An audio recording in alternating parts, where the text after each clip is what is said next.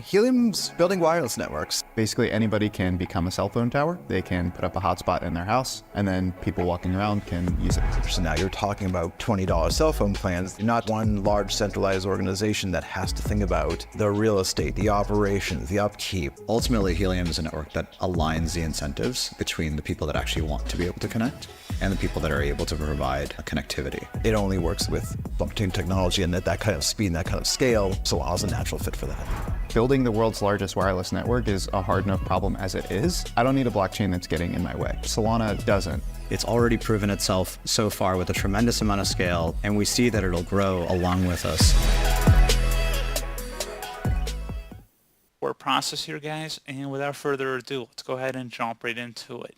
So all you have to do is select the File tab and then Settings. On the left side, you want to select the Output entry, and where it says Video Bitrate under Streaming, you can click inside of here and you can adjust it by actually typing a number in, or you can go up or down. It goes in increments of 50 kilobits per second, and then you would select Apply and OK to save it, and that's pretty much it. So as always, thank you guys for watching this brief tutorial. I hope I was able to help you out, and I do look forward to catching you all in the next tutorial. Goodbye.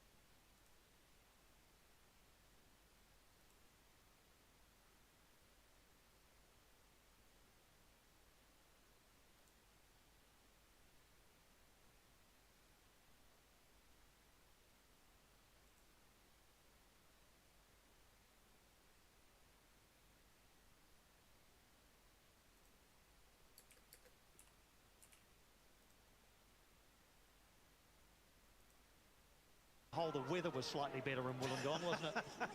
Well, if there's two sides that are tailor-made for enjoying this sort of weather, it is Wellington and Melbourne. Good tackle by Miranda there, although it might have come at a personal cost. Rufer thought briefly about a shot. Might think about a shot now, or just keep on going, Alex Rufer. Ball gets away from him. Traore hacks it away. Payne's going to try and keep the attacking move going. There's a bit of a vulnerableness about the Melbourne Victory's defence at the moment. The Wellington Phoenix are creating chances, and albeit half chances. And it's not what we used to seeing from a Tony Popovich side.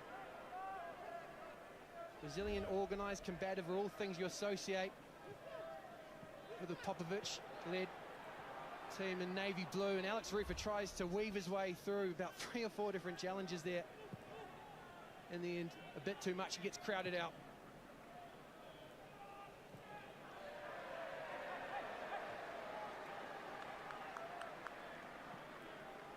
Fantastic to see so many travelling Victory fans here tonight. Over 30 have made the trip, including the voices behind the iconic Melbourne Victory fan podcast, For Vuck's Sake. Got to be careful how you say that. Great to have Dave, Clarkey and Marty here from For Vuck's Sake at Sky Stadium tonight. Wonderful to have you with us, fellas, and all of the other travelling Melbourne Victory fans as well. It's terrific to see such a good contingent here. What's the name of that podcast again, Pine? I'll get back to that as it's through now. Here's Costa Barbarousis with a bit of space. Lays it back to Ben Old. He's goes over in the area. Daniel Elder was right there, had a look and didn't see anything wrong. So Wellington are fashioning little pockets of space in the penalty area. It's moments in and around the 18-yard box. I think it's De Silva that time that has a nibble and ends up getting his foot on the ball first, importantly first. It's a good challenge, but definitely made contact with Ben Old.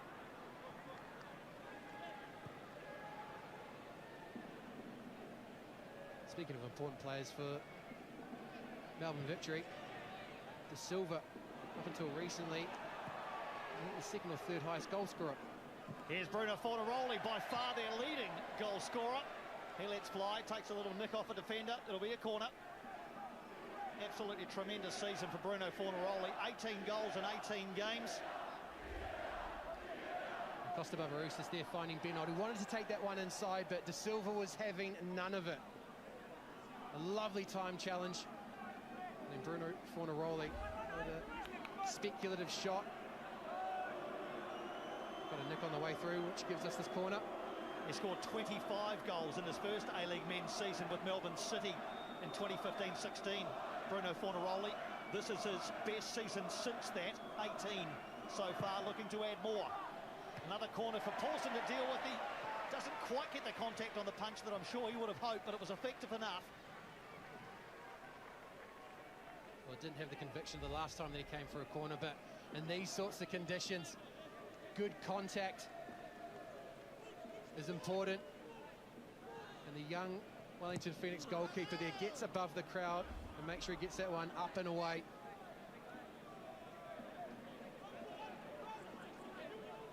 A revelation this season, Alex Paulson. Giancarlo Italiano was asked at the pre-game media conference yesterday whether he thought Alex Paulson was the best goalkeeper in the league. I guess it's hard to be objective when you're asked a question like that, but he certainly sung the young man's praises, did his coach. But he also said that a lot of what Alex Paulson is about is because he's being pushed by a very good number 2. Jack Duncan, of course, has come to the football club, hasn't played a single minute this season, but by all accounts has pushed Alex Paulson extremely hard at training. I think an underappreciated part of goalkeeping is that it is a unit, and you're right, Piney, standards are driven a lot by what happens at the training field, and though we haven't seen Jack Duncan so far this season, that kind of praise is indicative of his role in the side. Just have a look there. This is how influential Sam Sutton and Ben Old are being down that left-hand side for the Wellington Phoenix. 2/3 of the attack coming down that flank. Haven't seen Tim Payne as of yet, and I do suspect that's because Adama Traore is keenly aware of what he can do with the ball. That was a great tussle last time as well, Piney. Adama Traore up against Tim Payne. So many little mini battles to keep your eyes on and to legislate for if you're a coach.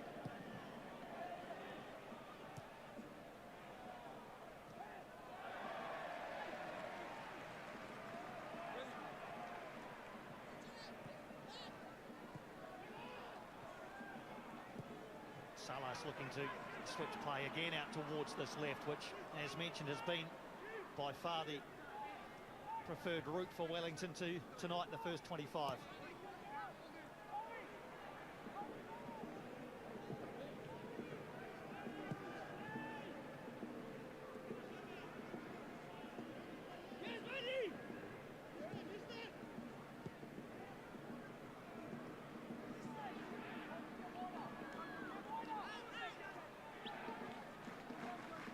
We have made note about the way in which the Wellington Phoenix break forward at times. It's these sort of phases that they have been known for as well.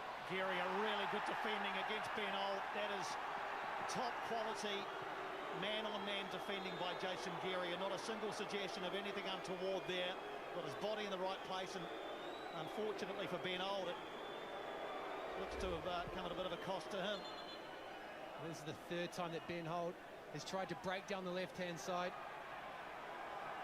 And you're right here, Piney. Jason Geary simply too strong, marshals the youngster away, and then ultimately down onto the turf. No suggestion of a penalty there. That's simply good, solid defending. He won't have great memories of that penalty area, will he? For the penalty you talked about before, it was over on the other side, but he certainly didn't do anything that would have attracted the attention of referee or VAR that time. On that occasion, he was occupying the left back spot because Adama Traore was flirting with the second yellow card. Tony Popovic didn't want to give the referee any reason to balance the ledger. Being 1-0 up for the majority of that game. Just on the weather, it doesn't really seem to have affected things at all. In fact, if anything, it's a positive. The ball is skimming across the turf. It's very calm out there. We're looking at the corner flags, and they're hardly moving. So, apart from the fact that it's probably a little bit unpleasant for spectators, it's a pretty decent evening for a game of football. And we're watching one unfold here, a pretty decent game that is. There is Traore, Falami.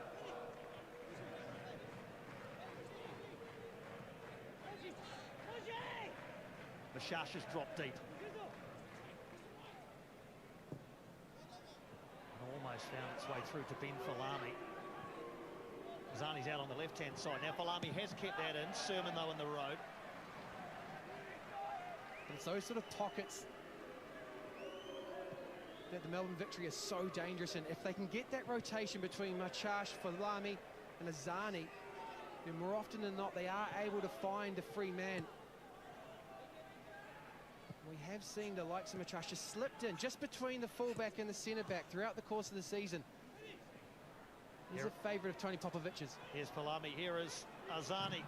And Mashash again with the shot, blocked again on the edge, this time by Krayev. So they're closing down the Frenchman pretty quickly, and Ben Old has picked the pocket of Jason Geary. He's off by himself with three in hot pursuit. He's got help now from Costa Barbarouses. Victory are back in numbers. Costa Barbarouses against his former side. Damien De Silva with the very competent defending that time. Well, the attacks have been coming down this left-hand side for the Wellington Phoenix, but the resolute Geary and De Silva have been steering them away thus far. Fornaroli with the long ball. G. Paulson had to be absolutely accurate then. There's a man lurking on the far side had he not made decent contact.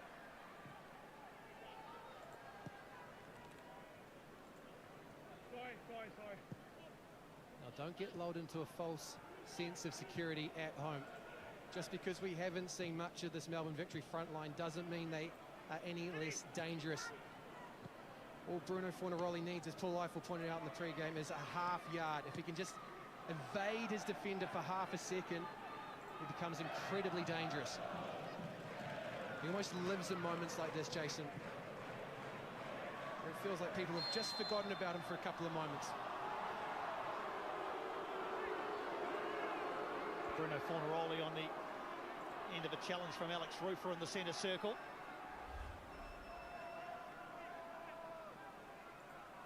Talked about Bruno Fornaroli's goal tally this season, 18. Most goals in a season for Melbourne Victory, including finals, was Besart Barisha's 21 in the 2016-17 season when Melbourne Victory were runners-up. So Bruno Fornaroli just 3 short of the season record for Melbourne Victory. And you'd have to think he'll still have a number of games left to try and overhaul Borussia by that metric. And that included playoffs, Tony? Included playoffs, yes.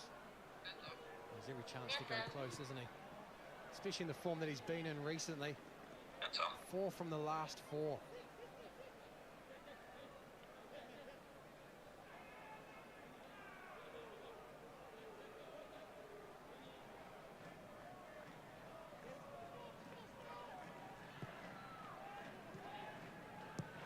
Melbourne Victory's players had a brief interruption this morning on match day. Get to that in just a moment when this attack breaks down as Ben Old looks to set something up again. I'll go wide to Payne. Plenty of yellow shirts to aim at in the area.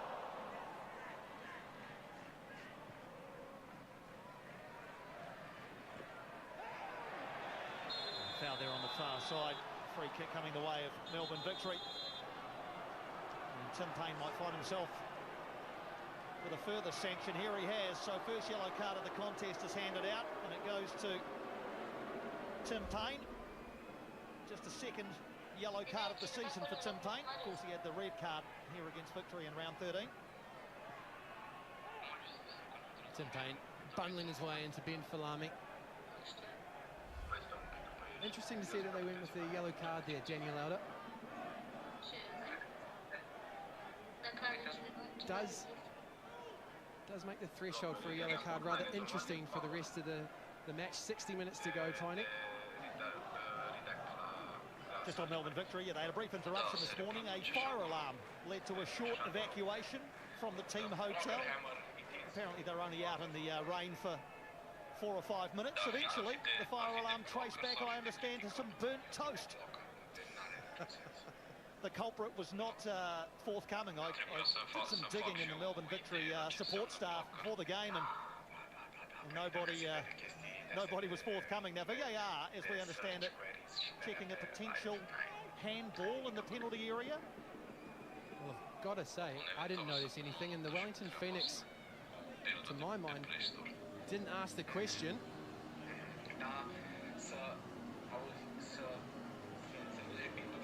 So this is a potential handball.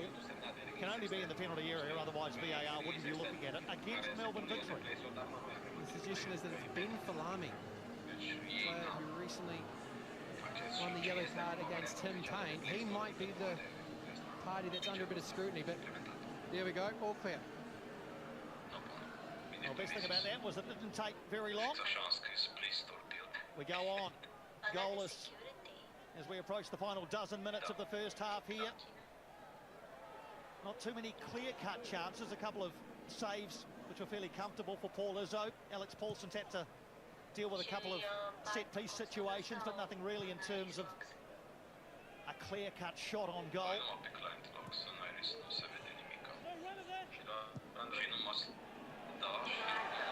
Krayev is going to keep going. That's good refereeing from Daniel Elder to play the advantage. Now, can Krayev take advantage? He's been pushed into a corner, and now the free kick will come. And this is where Daniel Elder might get himself in trouble. He's not consistent, but he is. Jake Brimmer hauling Bojidar Krayev almost to the ground. But coming back there after playing the advantage to give the yellow card. See, I'm not sure either of those is a yellow card offence, Piney. Now, each match has to be refereed consistently, but this is second versus third. This is a battle for who gets the advantage when it comes to the way in which the semi-finals will be structured. I think a bit more leniency is required. Well, I guess one way of looking at it is if a yellow card wasn't brandished in one or both situations, would there have been uproar? And I think the answer is no, but fact remains, Tim Payne and now Jake Brimmer with a yellow ticket hanging over their heads for the remainder of the game.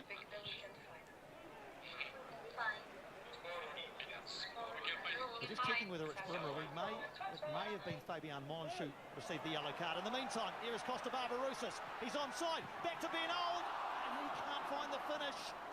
Flag stays down on the far side, so Costa Barbarouses had stayed onside. tried to tee up Ben Old, who just couldn't get his feet in the right place. One of the qualities of the Wellington Phoenix that has defined them so far this season under Italiano is how efficient they have been with their attacks.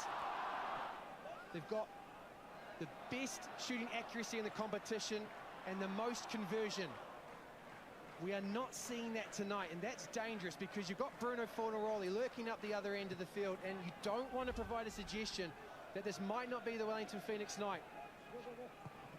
That will give Melbourne Victory, not necessarily hope, because I'm sure they've already got that, but greater belief that they can pinch a result here in Wellington tonight. So confirmation it was Fabian Monge who received the yellow card, not Jake Brimmer. So Monge with a third yellow card of the season upon his return to the side. 10 minutes to go in the first half. Here's Old looking to get into the action again. Was that an upraised arm? No, says the referee, but it didn't come to anything as Jason Geary managed to tackle back.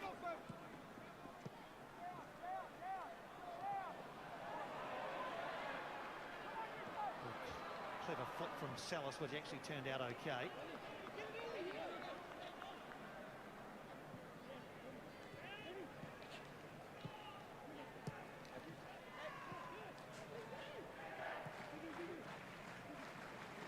Mashash between the lines brings Falami in. Back to Zinedine Mashash. He'll line up the shot, and again it's blocked. That's about 3 or 4 efforts that Zinedine Mashash has lined up that have been blocked in almost that exact same position. Here comes Kryev outside of the foot looking for Barbarousis, and Damien De Silva across, as he has been for much of the season, very composed. Has not put a foot wrong this evening. And to deal with the diminutive but dynamic Costa Barbarousis and Ben Old, and that time won the foot race. Scored Tackle Houston Salas would have been proud of Tiny. Yeah, scored Melbourne Victory's winner here in the 2-1 result in round 22 last season, Damien De Silva.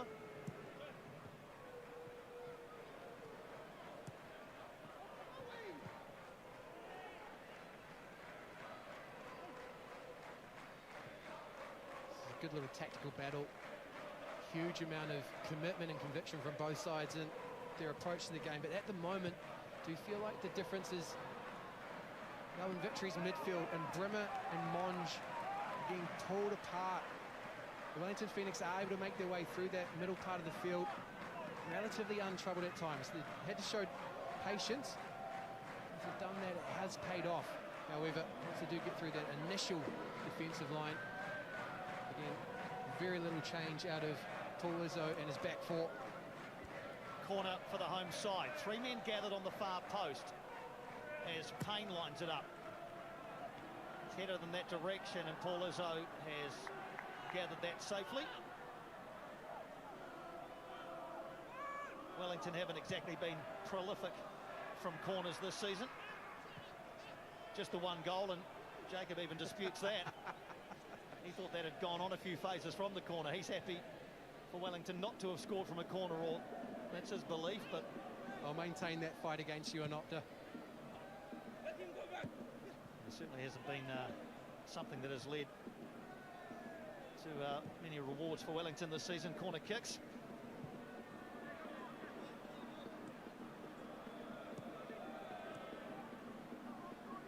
As you said though, Tony, it's the movement of Bojidar Krayev. He's dropping deep to get on the ball, and that's bringing Brimmer out, and then Costa Barbarousis is able to utilise the space. Sutton and Barbarousis combining until the touch from Sam Sutton was a bit too heavy for Costa.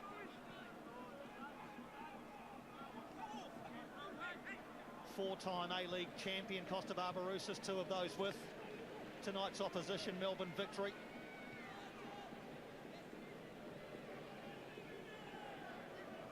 Searching tonight, Barbarousis, for what would be a 92nd A-League men's goal.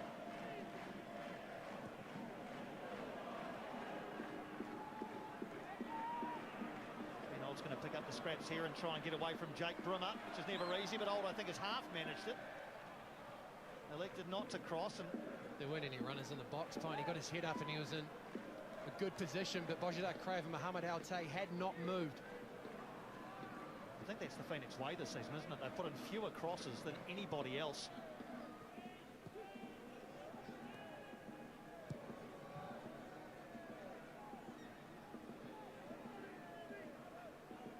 I suspect neither of them fancied going up against Miranda and De Silva.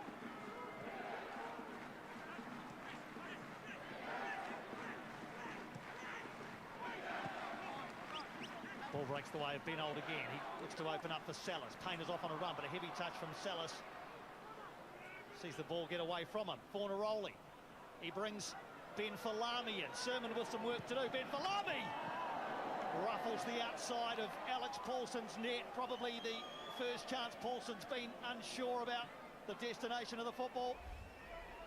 He's got every right to look like that, Ben Falami. This time, Melbourne Victory have got numbers in advance of the ball and allows Falami to go one-on-one against Sermon. Gets it onto his left foot, gets it wide of Sermon, and unfortunately, also wide of Alex Paulson's post. That wasn't far away, though. Fourth here at Melbourne Victory for Ben Falami, approaching his 100 games. 93 tonight. That one's gone out before Ben Old could keep it in the field of play. Into the final 5 minutes of regulation time. Giancarlo Italiano's shirt showing the effects of the Wellington rain tonight. Now Traore. Cannons off Salas and will go behind for another corner. Adama Traore thought perhaps that might have struck an arm. Daniel Elder suggesting that the arm was tucked into the body. An interesting question though, particularly on a night like tonight. A dead ball specialist like Jake Brimmer.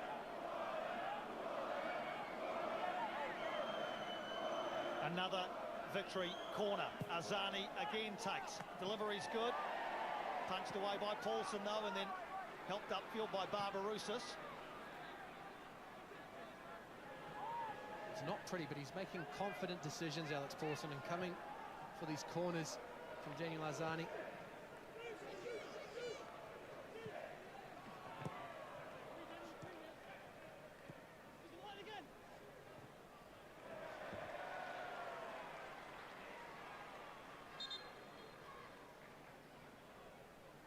Finn Sermon's played every single minute under Giancarlo Italiano after waiting for his chance last season.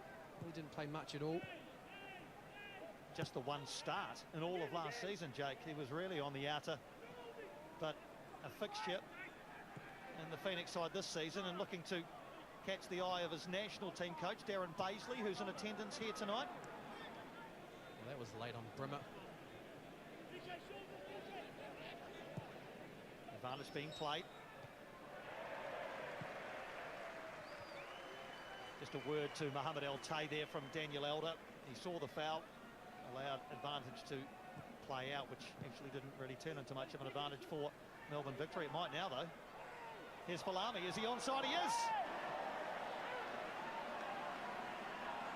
Another corner coming the way of Melbourne Victory. They're starting to stack up just a little bit. Well, this is the danger where Daniel Azani pops up on the left-hand side. He gets in on his right foot, and that opens up chances. Can he slip in Bruno Fornaroli? Finn Sermon has to step off, and that allows space for Falami, but he recovers brilliantly. Solid challenge from the young centre-back. Azani again. Deliveries the same again. The punch from Paulson yet again. And man down in the penalty area for Wellington. I wonder whether he got some friendly fire there as Alex Paulson came through with the punch. Scott Wootton it is who's stayed down. Just looked like Wootton was winded. Meat in the sandwich as Alex Paulson comes to claim this one. And there we go. Squeezed in between Jason Guerrier and his goalkeeper. And then for dessert, as Guerrier laying back on him. He's seen it all before. Scott Wootton, 12 years playing in the UK, third year at Wellington Phoenix. He's become such a key man in the dressing room as the rain continues to fall here. Final minute of the first half.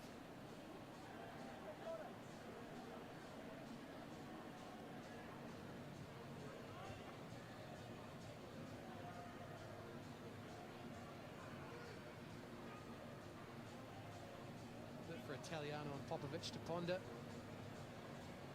Talked last week in glowing terms about the tactical battle with Mark Jackson. He's got another one here tonight against Tony Popovic. Get the sense that he really revels in this, Piney. The nuances, the wrinkles that he can devise to not only nullify an opponent's threats but also maximise his own teams. There's confirmation of 2 added minutes minimum at the end of this first half. Fornaroli looking to fashion 1 or 2 extra chances before the break, but can't find Azani. Sutton looks to free up Costa Barbarouses, but there's always a bit too much for Costa to do in that situation. Get the sense that Melbourne Victory won't mind this going into the break. 0-0. Phoenix have been rather wasteful in terms of creating regular danger. Here come Victory again in the form of Ben Falami, but it's snuffed out for the meantime by Tim Payne. A little bit messy in the clearance, Wellington, but they eventually get it away. Rufer drills it downfield to the other captain, Miranda, who's directing traffic. Mishash. Falami. Geary is all the way forward.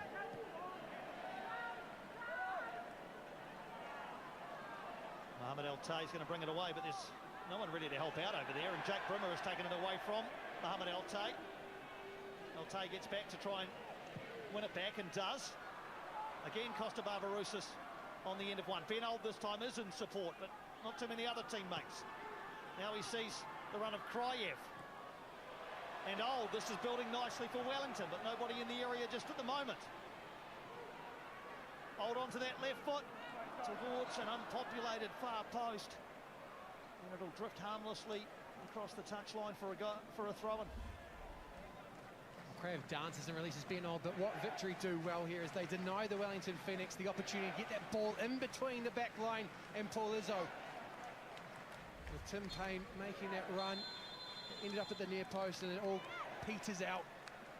Indeed it does at the end of a fiercely contested first half in the rain here in Wellington. A few chances, but no goals to speak of just yet on Friday night.